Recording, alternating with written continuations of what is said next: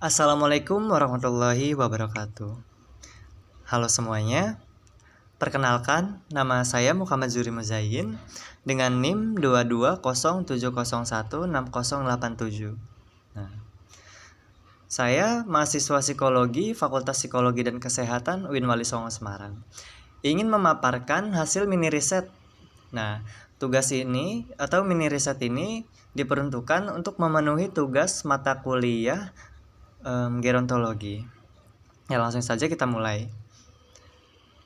Mini riset yang saya ambil yaitu bekerja di usia senja, penjual nasi pinggir jalan di jembatan tol Ngalian.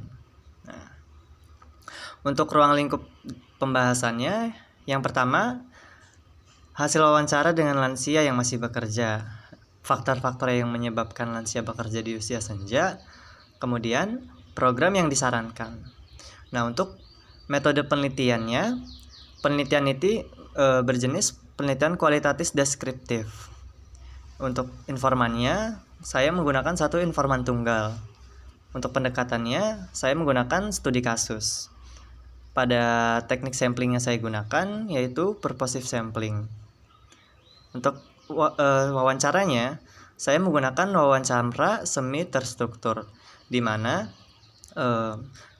pedoman wawancara disusun hanya untuk landasannya saja, dan kemudian pertanyaan tersebut akan dikembangkan sesuai dengan jawaban dari si informannya. Untuk analisisnya menggunakan Mills et al. Versi 2014. Nah, langsung saja ke hasilnya. Hasil yang pertama yaitu Pak Anto merupakan seorang lansia yang telah berusia 80 tahun. Nah, beliau berprofesi sebagai seorang penjual nasi pinggir jalan. Tempatnya di jembatan penyeberangan tol Ngalian. Nih, beliau itu sudah berjualan kurang lebih 2 tahun. Beliau memiliki 6 orang anak. Kelima anak tersebut sudah memiliki pekerjaan. Namun, ada satu anak yang masih berusia di bawah umur, yaitu masih 10 tahun. Nah, alasan dari Pak Anto untuk bekerja yaitu karena merasa masih sehat gitu. Merasa sehat dan masih mampu untuk mencari uang. Nah, meskipun anak-anaknya memberi bantuan, namun pemberian bantuan itu tidak pasti. Ia mencari penghasilan tambahan untuk memenuhi kebutuhan biaya sekolah anaknya. Nah, meskipun mengalami kesulitan dalam penjualan, ia menyisihkan sebagian penghasilannya untuk ditabung sebagai dana darurat. Nah, anak-anak dari Pak Anto juga sudah setuju gitu kalau misalkan si bapaknya itu bekerja. Dengan keputusan bekerja si Pak Anto ini, nah tujuannya itu ya untuk mengisi waktu luangnya. Nah, meskipun terkadang jualannya Pak Anto itu tidak laku, ia tetap sabar dan optimis dan percaya bahwa rezeki itu ya akan datang. Selanjutnya, Pak Anto sering menerima bantuan sosial berupa sembako dari pemerintah. Yang terakhir kali diterima adalah 3 bulan yang lalu melalui desa setempat.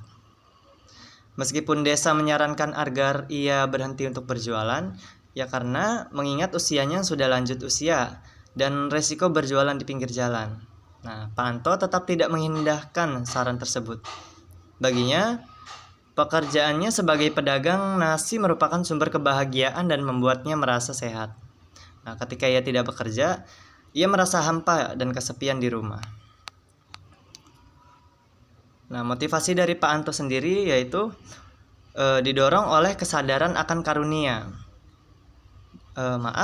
Didorong oleh kesadaran akan karunia umur panjang dan kesehatan yang diberikan kepada Tuhan. Baginya, penting untuk tidak menyia-nyiakan waktu yang diberikan oleh Tuhan. Ia merasa bahwa setiap hari harus diisi dengan hal-hal yang bermanfaat dan produktif. Sehingga, ia tidak hanya ingin menganggur di rumah. Hal ini menunjukkan bahwa Pak Anto memiliki etos kerja yang tinggi dan semangat untuk tetap aktif. Meskipun lansia yang masih bekerja rentan mengalami masalah kesehatan, nah, Pak Anto merasa lebih sehat. Nah, justru pada penelitian ini, Pak Anto merasa lebih sehat ketika beliau itu bekerja dan merasa lebih stabil secara finansial. Faktor-faktor lansia bekerja. Nah, berdasarkan hasil wawancara yang dilakukan di lapangan, didapatkan beberapa faktor lansia bekerja. Yang pertama, kebutuhan ekonomi lansia. Lansia bekerja dikarenakan untuk memenuhi kebutuhan hidup keluarganya. Nah, pada kasus Pak Anto masih memiliki anak yang berusia 10 tahun dan dia masih sekolah. Nah, untuk memenuhi kebutuhan sekolahnya anaknya, Pak Anto berjualan. Selanjutnya, kesehatan fisik dan psikologis lansia. Lansia masih merasa mampu baik secara fisik maupun psikisnya. Nah, pada kasus Pak Anto juga bahwa Pak Anto itu masih merasa sehat untuk berjualan di pinggir jalan gitu. Secara psikologis juga bahwa Pak Anto itu masih baik secara kognitifnya untuk melakukan pekerjaan tersebut. Faktor ketiga, kemandirian lansia, di mana keinginan lansia untuk mandiri secara finansial dan tidak bergantung pada orang lain. Nah, pada kasus Pak Anto tidak ingin membebankan kebutuhan-kebutuhannya ke anak-anaknya. Nah, meskipun Pak Anto diberikan bantuan kepada anak-anaknya, namun bantuan dari anak-anak tersebut tidak dilakukan secara terus-menerus istilahnya. Jadi hanya waktu-waktu tertentu saja. Maka dari itu, kayak Pak Anto juga ingin mandiri secara finansialnya. Sehingga dia untuk memenuhi itu, dia bekerja sebagai seorang pedagang nasi. Selanjutnya, dukungan dari lingkungan. Nah, lansia mendapat dukungan dari keluarga atau kerabat terdekat. Nah, di sini Pak Anto mendapatkan dukungan dari anak-anaknya.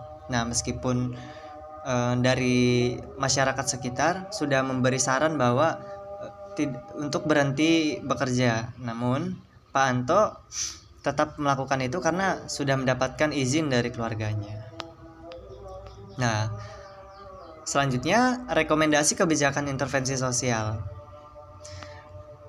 Dari kasus di atas, disarankan adanya program atau kebijakan yang lebih mendukung kesejahteraan lansia, seperti pemberian bantuan sosial yang lebih teratur dan berkelanjutan, pelayanan kesehatan yang lebih terjangkau, serta program pelatihan atau pembimbingan bagi lansia agar tetap produktif, namun tetap mempertahankan aspek keselamatan dan kesehatan mereka. Nah, ini juga sesuai dengan Undang-Undang Nomor 13 Tahun 1998 tentang kesejahteraan lanjut usia. Ya, sekian dari saya. Kurang lebihnya mohon maaf. Wassalamualaikum warahmatullahi wabarakatuh.